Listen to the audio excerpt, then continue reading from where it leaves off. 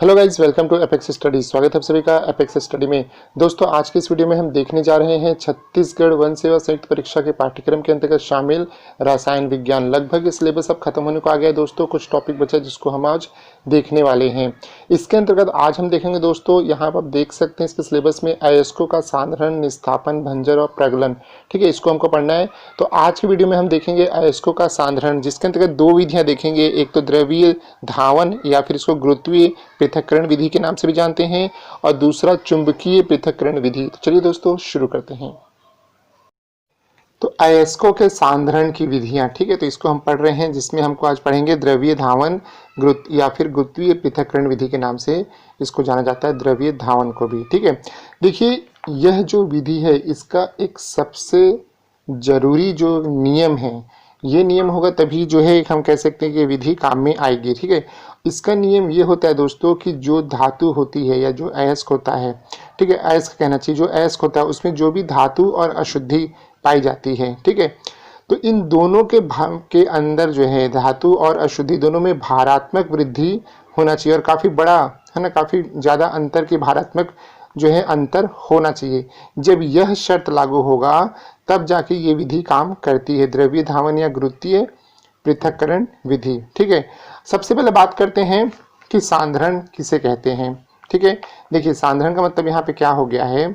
सांद्रण का मतलब सीधे साधे शब्दों में आपको बताता हूँ, जो अयस्क होता है, इस अयस्क में से अशुद्धि या फिर उसको गैंग भी कहते हैं, अशुद्धि या गैंग को है ना धातु से अलग कर दिया जाता है या कम कर दिया जाता है, तो इसे हम कहते हैं कि हमने सांद्रण कर दिया, अयस्कों का क्या कर दिया, सांद्रण कर दिया। ठीक है ना, जैसे कि मान लीजिए बॉक्साइट है, ठीक है, अब बॉक्साइट से आप सभी को पता है कि एल्यूमिनियम निकलता है। अब भाई बॉक्साइट को निकाला धरती में से खोद के, है ना, अयस्क को, और ला के, ऐसा तो नहीं कि उसको गला के जो है सीधा हमने एल्यूमिनियम बना दिया, ऐसा नहीं होता है।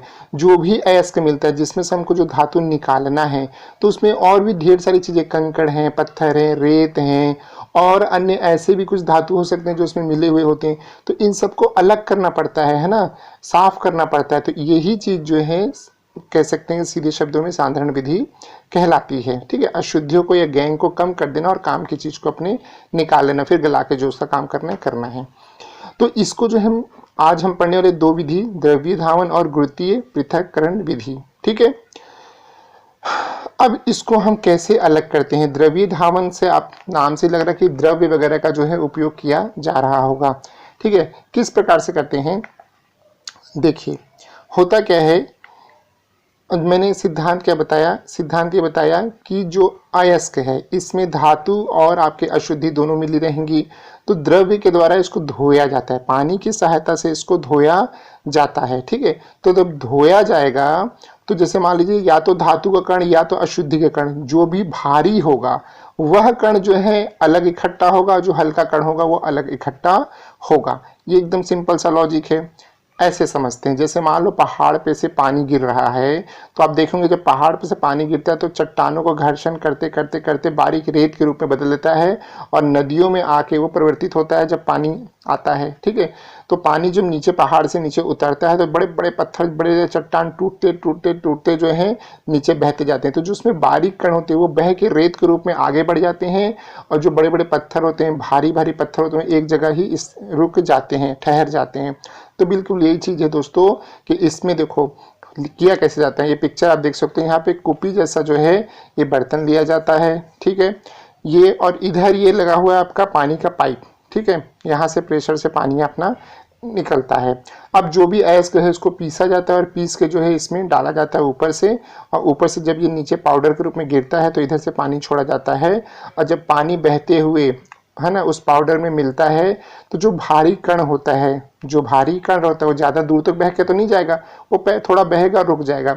लेकिन उस भारी कण में के बाद जो हल्के कण होते हैं, चाहे वो अशुद्धि हो सकता है, चाहे वो धातु भी हो सकता है, कुछ भी हो सकता है। भारी कण भी यही चीज़ है कि भारी कण भी अशुद्धि हो सकता है या फिर धातु हो सकता है।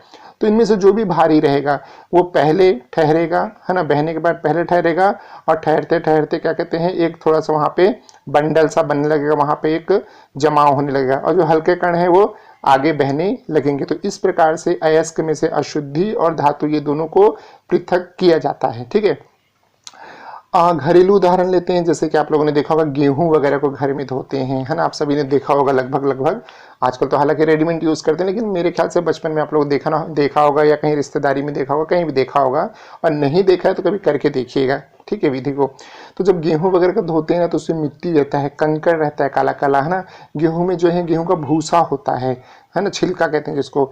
तो ये जब धोया जाता है ना, तो उसको पानी में जब धोया जाता है, तो आप देखना जब पानी को गिराया जाता है, एक टप ले लो, उसमें गेहूं पूरा डाल दो, उसको धो और इसे गिराओ। तो जब गिराओगे ना पानी को, तो जो पानी बहेगा तो उसमें कंकड़ पत्थर भी निकलता है, उसकी भूसी भी निकलती है और पानी भी निकलता है।